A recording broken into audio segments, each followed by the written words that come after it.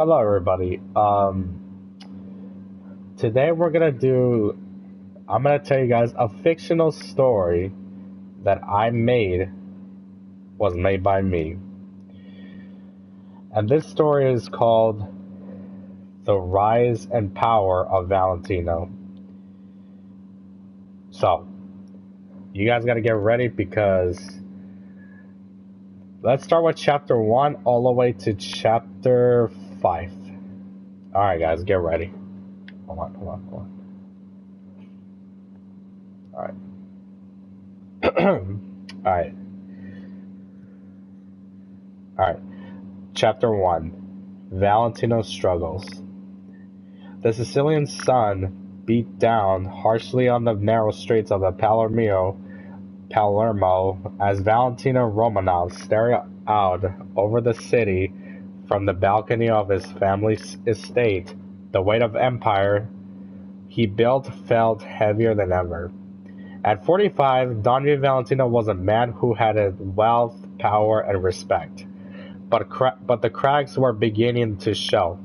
The political tides were shifting. Corrupt officials who once bowed to his influence now demand more, threatening to expose secrets that could ruin him. His enemies had grown bolder. Just last week, one of his trusted lieutenants was found dead, a warning painted in blood on the cold walls of an abandoned warehouse. Valentino knew this was no act. Someone was challenging his sorry, and it was getting personal. Inside of the grand estate, his wife Emma watched him with concern. "Valentino," she said it softly, "you can't carry this burden alone."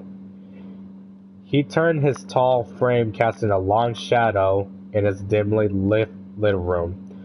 "Emma, if I falter, everything we built crumbles. The family, the empire, everything."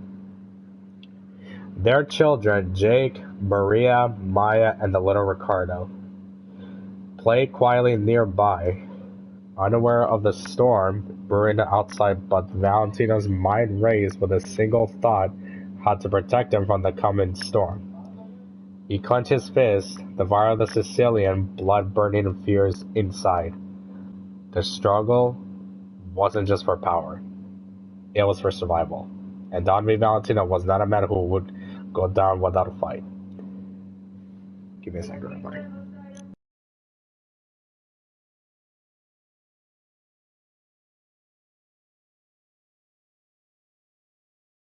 Give me one second, everybody. Give me a sec.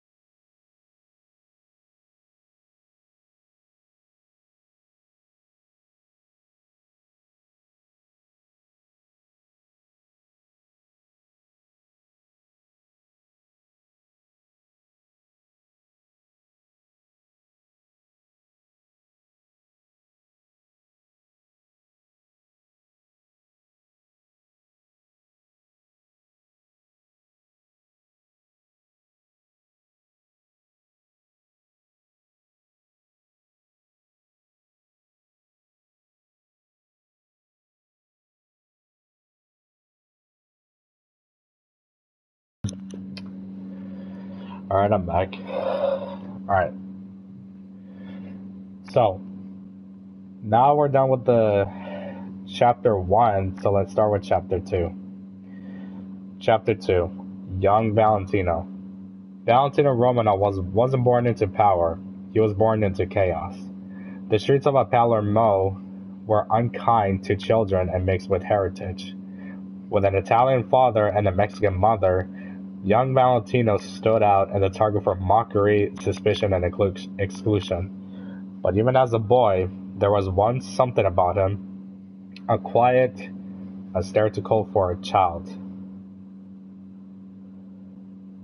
and a mind far older than his years.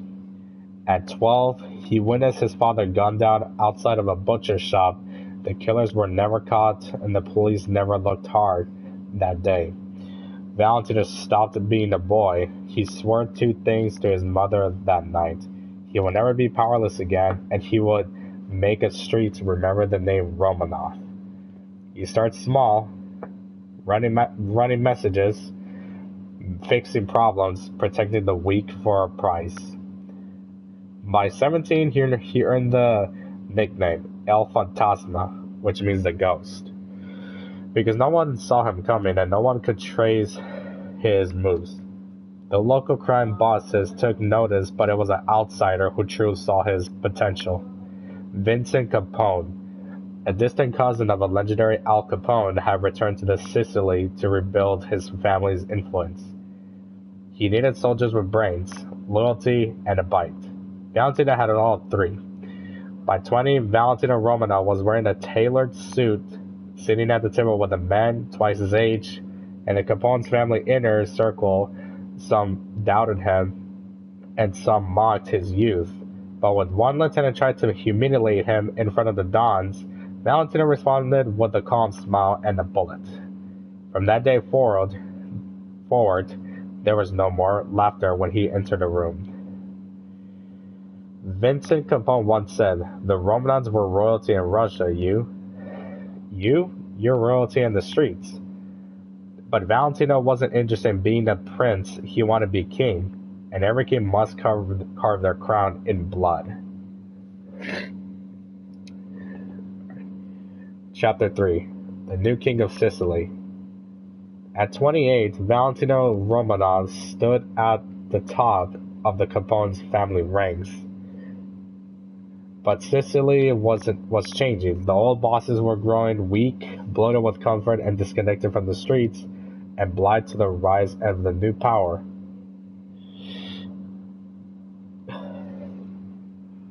Valentino wasn't like them. He understood. The game had involved.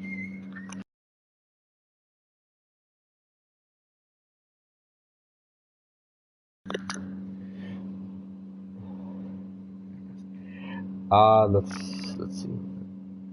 Valentino wasn't like them. He understood the game had evolved. Brute force was no longer enough. You needed money, influence, strategy, and most of all, fear. After Vincent Capone's sudden heart attack in 2008, the chaos erupted. A power vacuum opened, and the snakes slithered in. Captains turned on each other.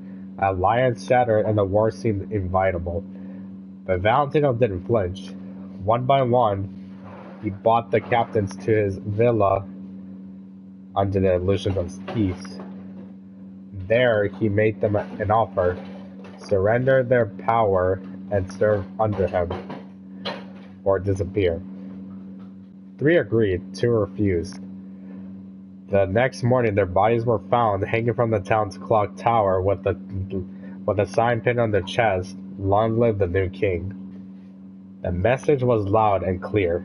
In the following months, Valentino consolidated power, rebuilt the Capone family from the ground up, and renamed it the Romanov Syndicate. With a sharp suit of lieutenants and a bully for diplomacy, would forge alliance from the Naples to Mexico City. He controlled ports of police and politicians, but he didn't rule alone. Emma Bonanza, his brilliant wife, he became an advisor and a confidant. Their love was deep, but practical and together they played perfect game of power, hiding their moves behind the wine glasses and the candlelight dinners. In Palermo, people whispered his name, with both reverence and fear, Don V. Valentino, the king of Sicily, the man who ruled from the shadows. But deep in his heart, Valentino knew something being king was easy. Stay king, that was the war he'd fight every single day. Valentino. Chapter 4. The Hijos of Valentino. To the world, Don V. Valentino was a ruthless king, but within guarded walls of the Romanov estate. He was something else entirely, a father, and like everything Valentino did, he took the role seriously. He didn't raise the children, he raised heirs. Each of his four sons, Jake, Maria, Maya, and Ricardo, were born into power, but Valentino knew legacy wasn't something you inherited. It was something you earned. Jake Valentino, the wolf in the suit. Jake is the eldest, now 22, was disciplined and silent, his mind as sharp as his father's blade. From the age of 14, he shadowed Valentino to observe who had betrayed the family. Maria Valentino, the queen in training. Maria, at 20, was brilliant and educated in Paris, fluent in 5 languages. The family's most skilled manipulator, she dealt in secrets rather than violence. Valentino called her La Reina Silencia, the silent queen. She managed the family's clean businesses and take firms out of real estate, offshore banking, but Maria had her own ambitions, and ambitions that might one day put her at odds with her brothers. Maya Valentino, the firebrand. There was their Maya, at 18 and already infamous at Palermo for her reckless streak. She rode bicycles through the narrow allies, cursed like sailor, and they carried him with twin pistols in her custom leather jacket. Valentino loved her wilderness, but feared it, too. She reminded of himself when she was young, burning, untouchable, and destined to either rule or fall. He listened to everything. He read books on the war, poison, and strategy. He memorized security codes, blueprints, and languages. Emma once caught him disassembling a Glock at midnight. Blindfolded, Valentino watched Ricardo with careful eyes. The boy was either going to be his most trusted shadow or most dangerous mistake. In the halls of a Romanov estate, there were no toys, only guns, ledgers, and lies. The sons of Valentino were not raised in innocence. They were trained for the future, and the world of mafia, the future. You know what? Let me just read the whole thing. Let me see if I can read the whole thing. The chapter 5 to chapter 15, I don't know. We'll see. Chapter 5. Valentino's Spouse of Love. Before the billions, before the crown, before the blood coated his name, there was Emma Bonanza. Valentino met her at the Black Tie fundraiser in Rome when he was 26, already feared in the back rooms but still unknown to the upper elite. She was 24, the daughter of the wealthy diplomat with a sharp tongue, unreadable eyes, and a secret addiction to the dangerous men. Emma wasn't intimidated by Valentino. She challenged him, teased him, while others bowed or trembled. She met his stare and whispered, "You don't scare me, Romanov, but you intrigue me." That night, he offered a ride. She declined. The next night, she called him instead. Their love wasn't soft. It was a warm mind of wills. Valentino taught her the rules of power. Emma taught him how to break them with style. Within a year, they were married. Not in church, but in a private ceremony at his estate of Sicily. No media, no press, just a family, candlelight, and the vows of spoken in the whispered tones behind guarded doors. Emma didn't become just a wife. She became a strategist and a diplomat, and when they need a weapon. She charmed politicians and banquets then negotiated drug routes in the same dress. She corrected Valentino's enemies with a smile and a glass of wine in the hand. More than once, people whispered as she was even more dangerous than her husband. To Valentino, she was everything but love in the world was never safe. Valentino watched rivals lose everything. Because of love, he swore he wouldn't make the mistake. Yet, every night, when the world quieted, it was just him and Emma on the via balcony. He knew the one truth. If anyone ever want hurt her, he will burn the world to ashes to make it right. Hold on, give me a sec. Sorry about that. Give me 1 second. 1 second. Alright, there you go. Alright. Chapter 6. Warning to Sicily from Valentino. Sicily was restless. Rumors crept through the valleys like smoke, whispers of rebellion. Of rival families meeting in the secret of foreign cartels trying to take piece of Valentino's empire. Hold on. Some thought that Don had grown soft, too rich, too comfortable in his marble fortress. They had forgotten who he was. That changed the cold morning in Catania. 3 bodies were found in docks. Tied the posts, beaten, and left for the seagulls. They were high-ranking members of a Lorenzo cartel, a brutal gang trying to smuggle weapons to the Romanov territory. Next to them, nailed a wood crate, was a message scorched into the wood and fire. The king still rules. The king still rules. You challenge me, you die. From Don V. Valentino. News traveled fast. By sunset, silence fell across Sicily. The taverns emptied. The black market went quiet.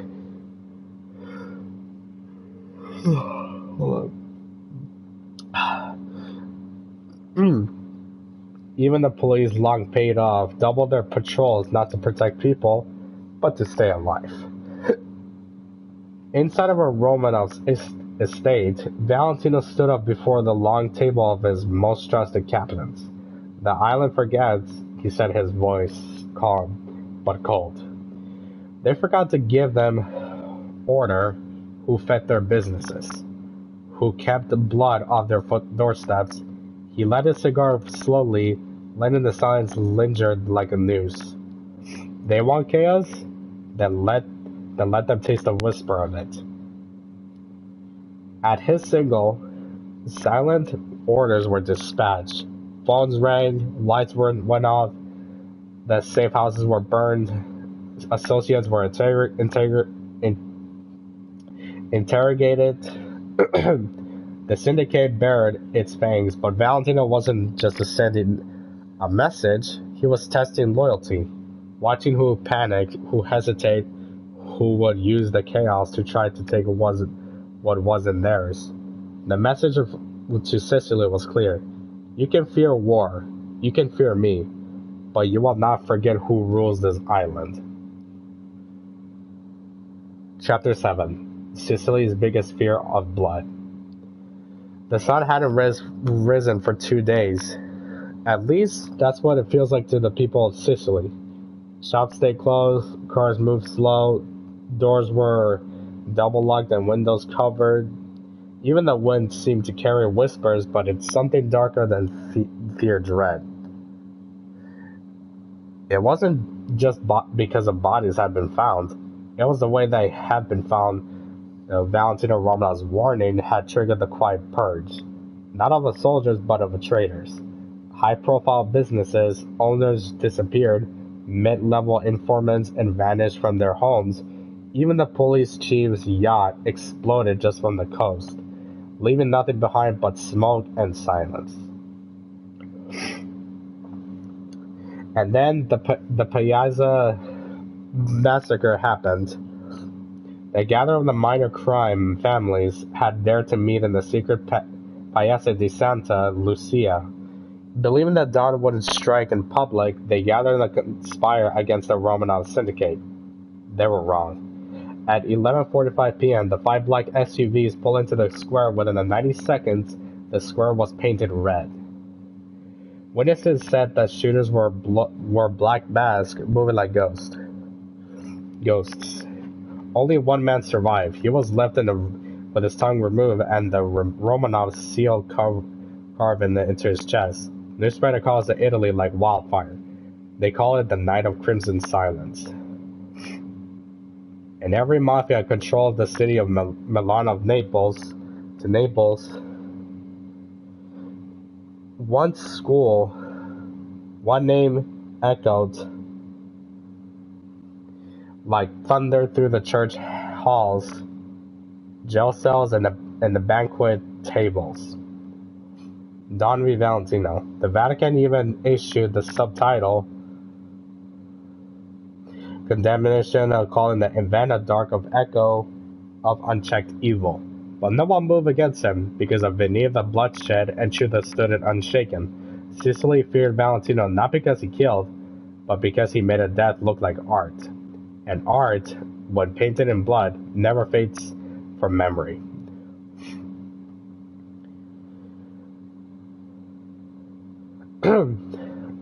Chapter 8. Valentino's Betrayal. Hold on. Again, Chapter 8. Valentino's Betrayal. Every empire rots from the inside first. Don V. Valentino had enemies everywhere. Rival cartels, corrupt politicians, and foreign spies, but none cut as deep as a betrayal that came from within the house he built. It began with whispers. Small, almost invisible cracks. A failed shipment, a delayed payment, an intercepted message. Valentino, ever watchful, noticed the pattern. It wasn't confidence, it was a sabotage. At first he suspected outsiders, but the truth was far more bitter. The traitor was on his own blood. The snake in the garden.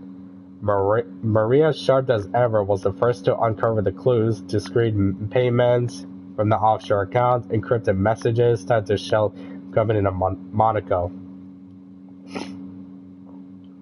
When she brought it to Valentino, his expression didn't change, but his heart did.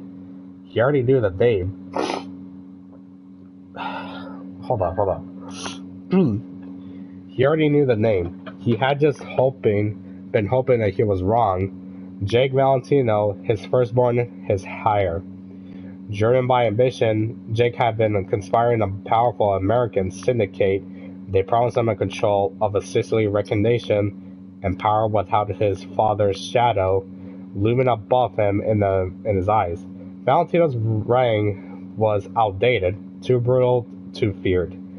Jake wanted to modernize the empire, even if it meant killing the king. Father versus son. When the truth couldn't no longer be hidden, Valentino summoned Jake privately to the Romanov estate garden, the same garden where he taught his son to shoot, to think, to rule. No guards, no weapons. Just father and son. Did they promise you a crown? Valentino asked quietly. Jake said nothing, his silence was an answer enough.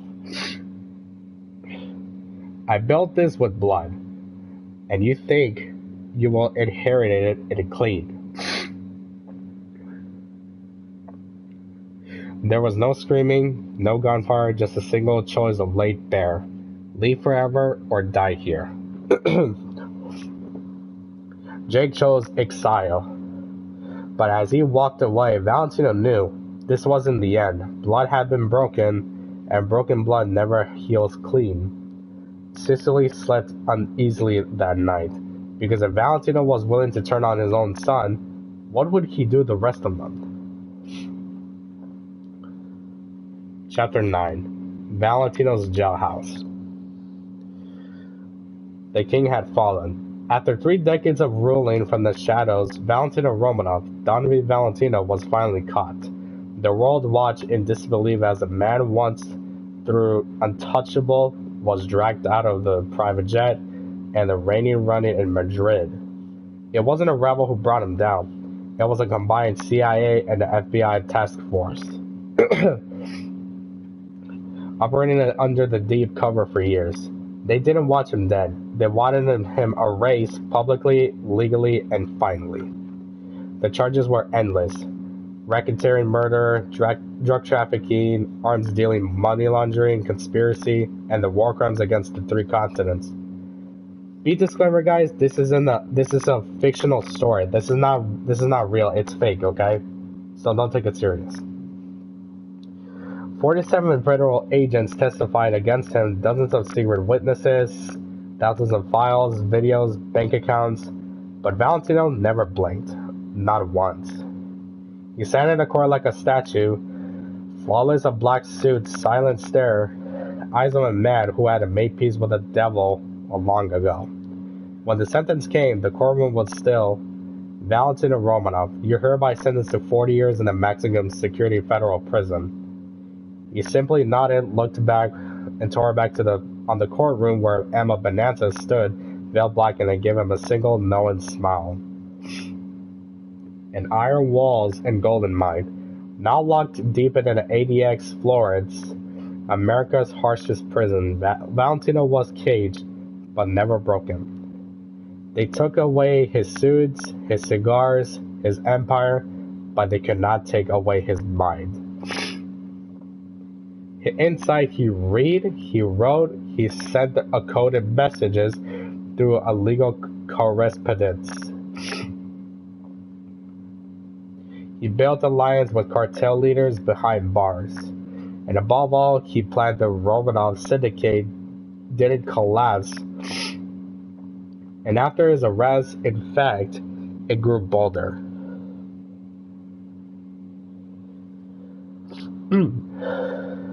Emma pulled at the strings. On the outside, Maria and Maya ran into territories.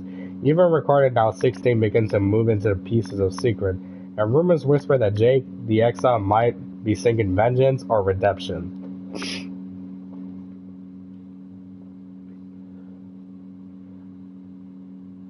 The world watches. The media call it a victory, but those who knew Valentino understood the truth. A lion in the cage is still a lion. And some kings rule better from the prison cell than others do from the throne.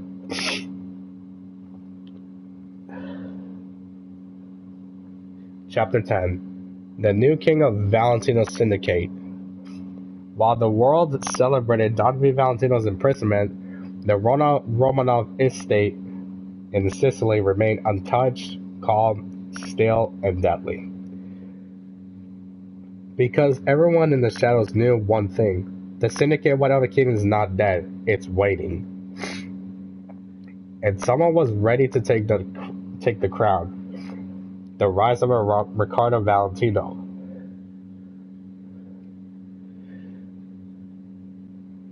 Hold on.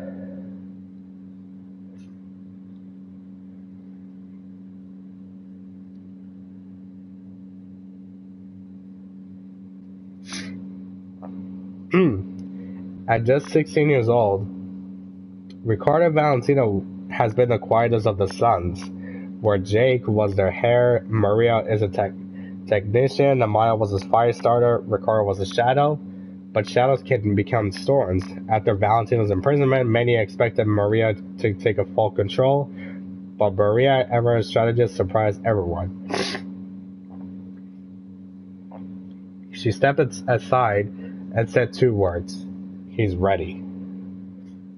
Ricardo had spent his childhood studying his father's every move, reading war books, memorizing maths, learning multiple languages, and mastering the code.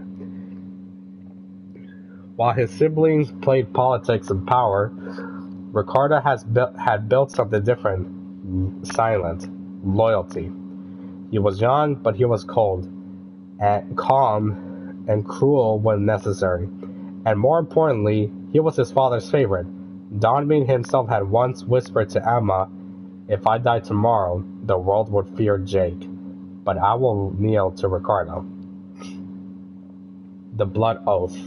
In the secret of Romanov Chapel beneath the estate, The top of captains gathered, old men, young soldiers, business partners, and the ghost of the streets. Each kissed the family ring now worn by Ricardo. He stood in the altar wearing a custom black suit stitched with a gold thread. Maria stood at his side, Maya watching from the shadows, her pistol holstered. And the final rite was delivered not by the priest, but by the pre-recorded message was smuggled from the Don V. Valentino himself. He's my son. He's my mind sharpened. He's the future. Obey him or bleed. Without Ricardo lit a candle and spoke 3 words. The crown returns. A new era. The Valentino Syndicate was reborn, but it would not look the same. Ricardo began to reconstructing the network, merging the European and South American routes. The digitizing financial arms, forming quiet alliances with tech billionaires and making the Romanov richer than ever. He didn't shout, he whispered. He didn't threaten, he made people disappear. And the most chilling of them all, he smiled like his father.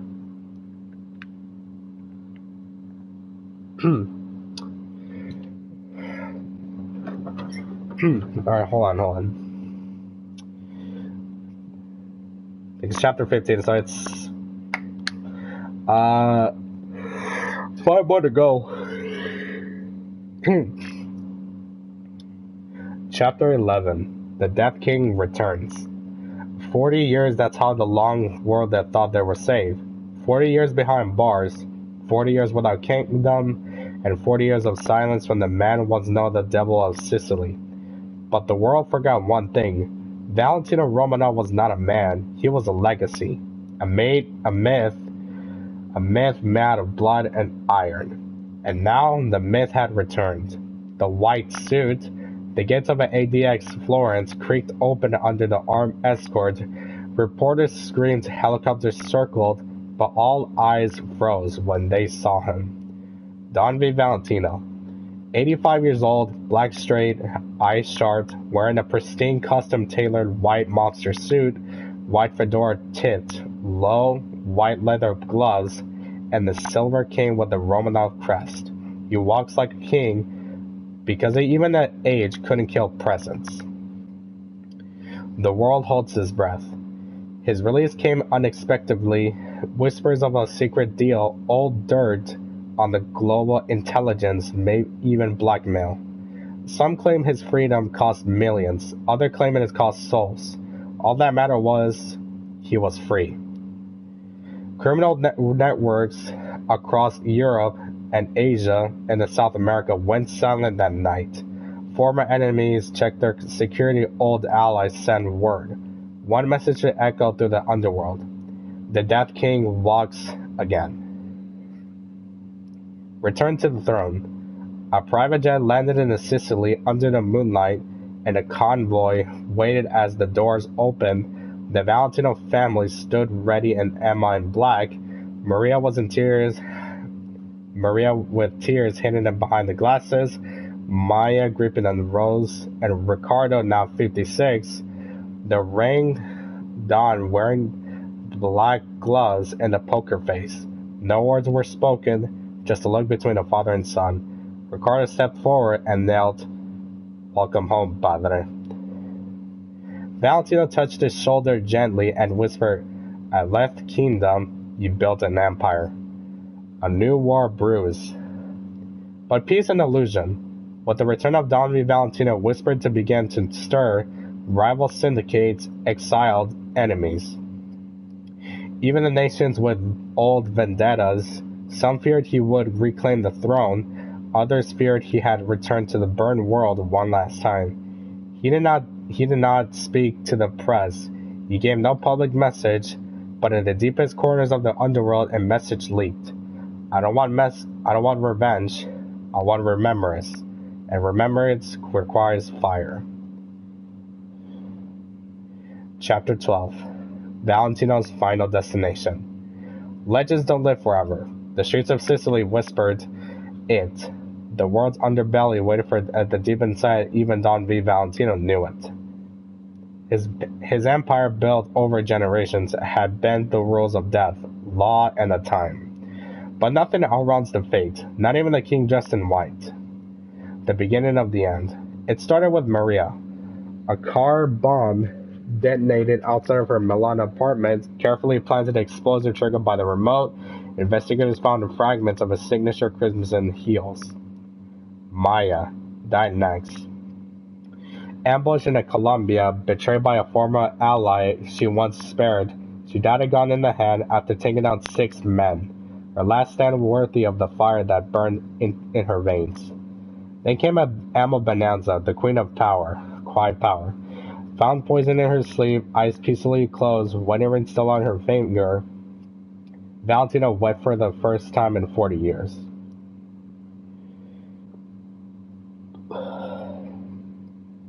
Ricardo, heartbroken and delusionated, vanished. Some say he fled to Argentina, others claim he took his own life.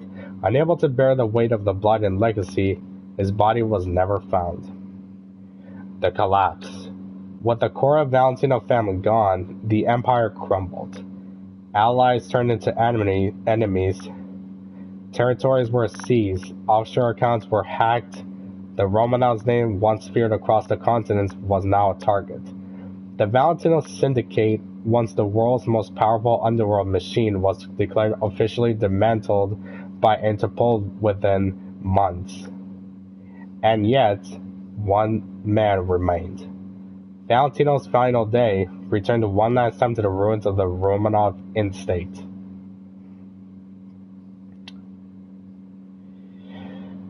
Now overgrown with the ivy shadowed by silence, he wore a white age trembling but unbroken. He walked through the empty halls, past porches of his children, past the cracked marble altar where he once took a blood oaths. Oaths, alone, old, hunted. He sat beneath the same olive tree where he first kissed. He buried his first pistol. And there, under the Sicilian sun, Don Valentino finally closed his eyes. No bullets, no poison, no fear.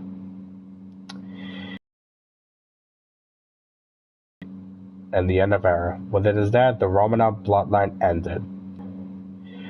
The world moved on, streets were repaved. There was once a man in white who made the world kneel. And just like that, the Valentino Empire was no more. Don V. Valentino's final words, spoken softly as he sat beneath the olive tree, could have been dramatic or angry, but instead they were quiet.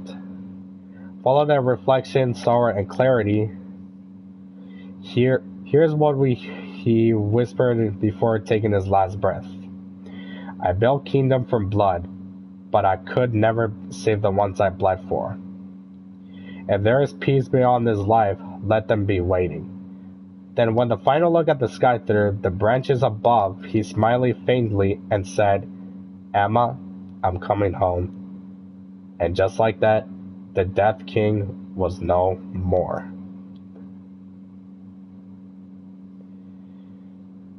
And this is it, guys. And that's the story of the rise and power of Don V. Valentino. And that's the story that I made. So if you guys want to hear more stories like this, go check out the comments and like this video and subscribe and turn on the notifications. And I'll see you guys next time. Alright. Bye guys. I love you. And I'll see you guys later.